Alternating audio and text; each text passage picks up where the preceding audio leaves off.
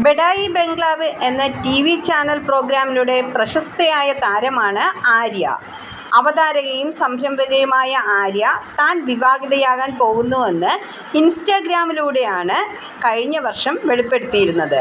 എന്നാൽ വരനെക്കുറിച്ച് ഒന്നും പറഞ്ഞിരുന്നില്ല. ഇപ്പോഴിതാ വിവാഹ നിശ്ചയ ഫോട്ടോ പങ്കുവച്ചുകൊണ്ടാണ് ആരാധകർക്ക് വൻ സർപ്രൈസ് നൽകിയിരിക്കുന്നത്.